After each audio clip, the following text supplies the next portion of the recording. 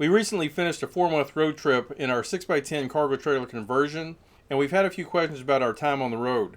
In this video, I'm going to explain how we found free campsites, things to consider if you're planning to take a road trip, and how to maximize your time on the road to make sure you're able to see as much as possible.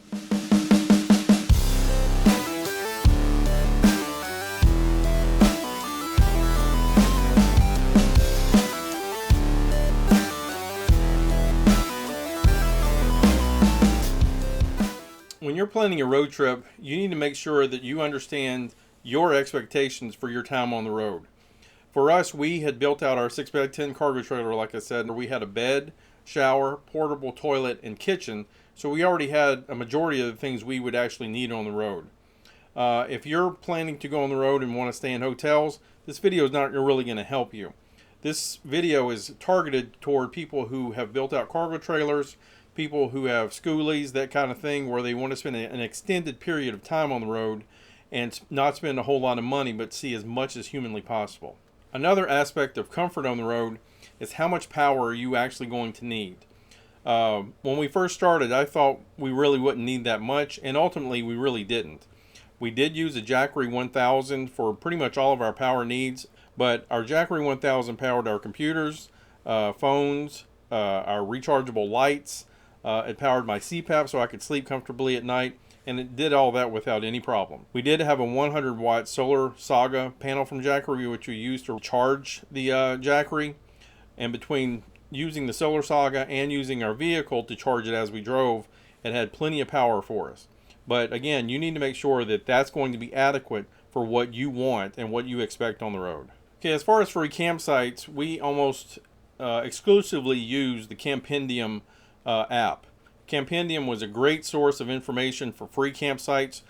We didn't plan to stay at any RV parks. We ended up staying at a couple, but we were trying to minimize our expenses, and so using the Campendium app, we were able to use that to find free campsites all over the place, all over the western US. Depending on your needs, the Campendium app will let you search for very specific things like the elevation of the campsite and things like that. It's a very useful app, and we use it on a regular basis to find free campsites. One example would be the Rimrock, Arizona area. We found a campsite there that we stayed at for almost 2 weeks. In some of these BLM sites, you can stay up to 14 days. Another example would be in Mount Carmel, Utah, which is just to the east of Zion National Park. We found a free campsite there that was unbelievable. We stayed there a full week, and we used that location as our base of operations to see Zion National Park, Bryce Canyon, and go down to Kanab. It was a beautiful site. It had fantastic scenery, and it was about 15 minutes east of the tunnel to go into Zion National Park. So Campendium is definitely a source of information you're going to need and will benefit from if you're planning a road trip and planning to stay on the road and find free campsites. As far as laundry, most towns, even small towns, will have a laundromat. If we found that we were going to stay in some place for longer, we would make sure we would find a laundromat and do our laundry at least once a week. One example would be in Kanab, which was close to Zion National Park. There was a very nice laundromat downtown. We typically did our laundry on Sundays because that typically is the busiest day in national parks. Since we were on the road and really just had an open book on where we could be at any point, we just typically did that on Sundays, and that allowed us to get rid of some of the crowds and just kind of regroup on Sundays and prepare for the week ahead. When we first started our trip, I think I over-prepared with regard to security. I was worried that things would get stolen, but fortunately we didn't have any issues like that. I know it happens, so it's not a bad thing to over-prepare for security, but just keep in mind that whenever you're staying at some of these BLM sites out west, some of the free campsites, a majority of the people that are staying there have the same mindset as you. They're just there to find free camping, enjoy their time outdoors, and probably see something that's nearby. They're not really interested in stealing your stuff.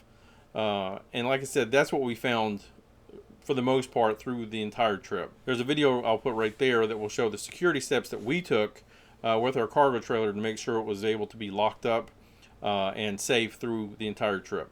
Regarding our favorite national parks, Capitol Reef is really close to the top on that. It was a beautiful area. There were great hikes, and it was just the place that we stayed at, the free campsite that we found on Campendium, was less than a mile from the sign going into the park. So it's a great area. We ended up staying there, I think, 5 days. Probably our favorite national monument would be Chiricahua in southern Arizona. The area is beautiful. There's rock formations that you won't see anywhere else, and the history of the area is really great. Another national monument that we really liked was Dinosaur National Monument.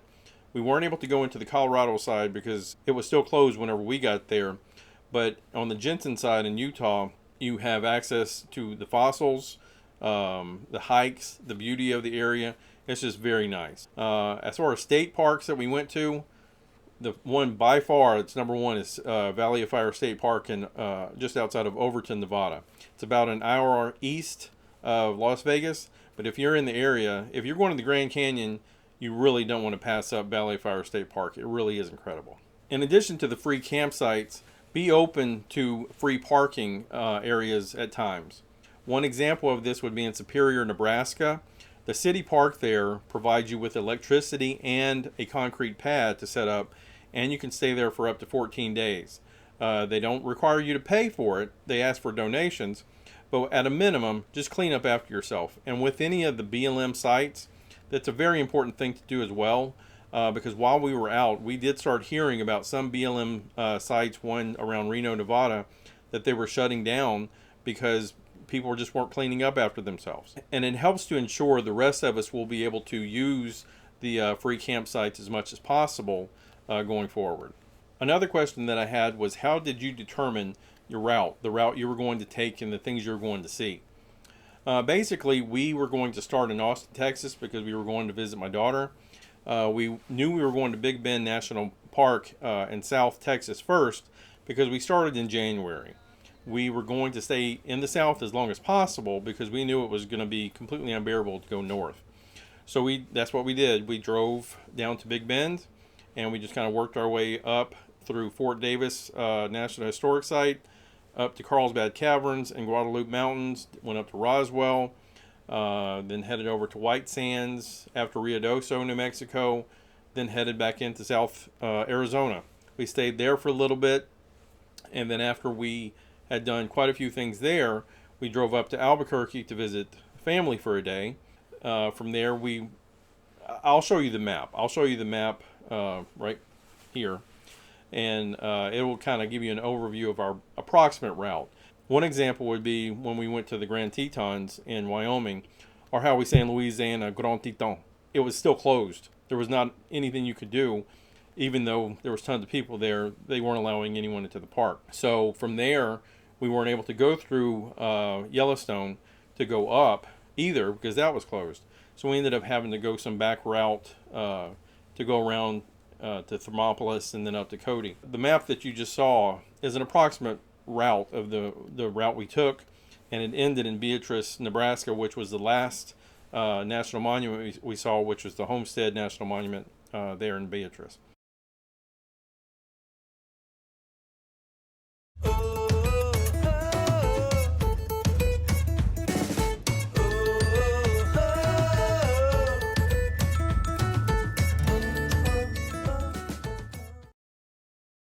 So we have a lot more to come. If you like this video, please click the like button. If you'd like to subscribe to our channel and follow us on our adventures, please do so. If you have any comments or suggestions for us or some questions about anything, let us know, and we'll get back to you as soon as possible.